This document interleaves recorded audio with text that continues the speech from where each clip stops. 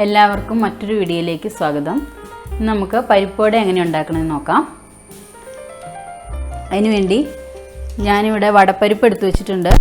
ഇത് ഞാനൊരു 5 മണിക്കൂർ വെള്ളത്തിലിട്ട് കുതിർത്തിട്ട് എടുത്തു വെച്ചേക്കുന്നതാണ്. ഒരു 4 മണിക്കൂറെങ്കിലും ഇത് വെള്ളത്തിലിട്ടേക്കണം. വടപ്പരിപ്പ് തന്നെ കടയിൽ നിന്ന് ചോദിച്ച് വാങ്ങിക്കണം. എന്നാലാണ് നമ്മുടെ പരിപ്പുവടയ്ക്ക് ഒരു ടേസ്റ്റ് കിട്ടുകയുള്ളൂ. ഇനി നമുക്കിതൊന്ന് അരച്ചെടുക്കണം. ഒട്ടും വെള്ളം ചേർക്കാതെ വേണം അരയ്ക്കാൻ വേണ്ടി. അതൊട്ടും അരഞ്ഞു പോകാനും പാടില്ല. ഒരു മീഡിയം ലെവലിൽ അരഞ്ഞാൽ മതി. ഞാൻ അരച്ചിട്ട് കാണിച്ചു തരാം. ഇപ്പോൾ നമ്മൾ പരിപ്പ് അരച്ചെടുത്തിട്ടുണ്ട്. ഈ രീതിയിൽ അരഞ്ഞാൽ മതി. ഇനി നമുക്കിതിലേക്ക് ഇതിനാവശ്യമായ ചേരുവകളെല്ലാം ചേർക്കാം. ഞാനൊരു 10 വലിയ ചെറിയുള്ളി അരിഞ്ഞു വെച്ചിട്ടുണ്ട്. അത് നമുക്കിതിലേക്ക് ഇട്ട് കൊടുക്കാം. ഇനി 2 വലിയ പച്ചമുളകാണ് അരിഞ്ഞത്. അത് ഇട്ട് കൊടുക്കാം. ഒരു വലിയ കഷ്ണം ഇഞ്ചി അരിഞ്ഞതാണ്, അത് ചേർക്കാം. ഇനി കുറച്ച് കരിവേപ്പില, അത് നമുക്ക് ആവശ്യത്തിന് ചേർക്കാം. ഇനി നമ്മൾ അരയ്ക്കുന്നതിന് മുമ്പ് കുറച്ച് പരിപ്പെടുത്ത് മാറ്റി വെച്ചിരുന്നു. അതും കൂടി നമുക്കിതിലേക്ക് ചേർത്ത് കൊടുക്കാം. ഇനി നമുക്കിതിനാവശ്യമായ ഉപ്പ് ചേർക്കാം. ഉപ്പ് ഓരോരുത്തരുടെ ആവശ്യത്തിന് ചേർക്കണം. ഇനി ഇത് നന്നായിട്ട് നമുക്ക് മിക്സ് ചെയ്തെടുക്കാം. വെളുത്തുള്ളിയുടെയും പെരിഞ്ജീരകത്തിൻ്റെയൊക്കെ ടേസ്റ്റ് ഇഷ്ടമുള്ളവർക്ക് അതും കൂടി ചേർക്കാവുന്നതാണ്. ഞാനിത് ചേർക്കാതെയാണ് ഉണ്ടാക്കുന്നത്. ഇത് നന്നായിട്ട് മിക്സ് ചെയ്തിട്ടുണ്ട്. ഇനി നമുക്കിത് തയ്യാറാക്കാൻ തുടങ്ങാം. ഇതിനു വേണ്ടി ഒരു ചീനിച്ചട്ടി അടുപ്പത്ത് വെച്ചിട്ടുണ്ട്. അത് നന്നായിട്ട് ചൂടായി. നമുക്കതിലേക്ക് എണ്ണ ഒഴിച്ചു കൊടുക്കാം. എണ്ണ ഏത് വേണമെങ്കിലും നമുക്ക് ഉപയോഗിക്കാം.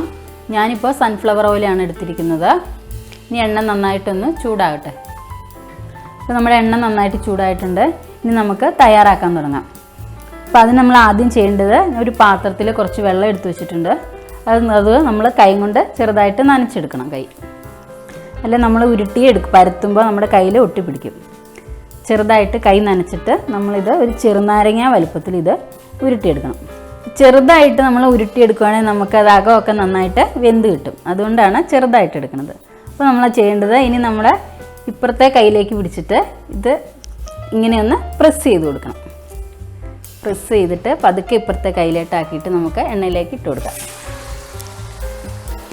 ഇതിങ്ങനെ ഓരോന്നോരോന്നായിട്ട് നമുക്കിത് എണ്ണയിലേക്ക് ഇടാം.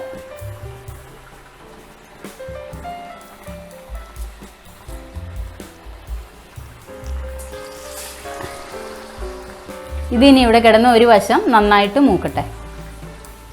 ഇപ്പം നമ്മുടെ പരിപ്പുവടയുടെ ഒരു സൈഡ് മൂത്തിട്ടുണ്ട്. നമുക്കിത് മറിച്ചിട്ട് കൊടുക്കാം.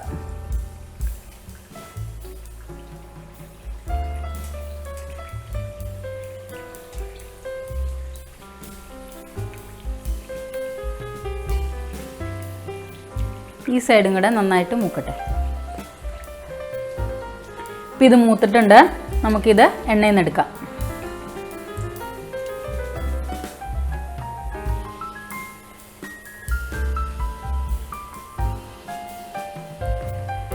ചെറിയ ചീനിച്ചട്ടി ആയതുകൊണ്ട് ഞാൻ കുറച്ചാണ് ഇടുന്നത്.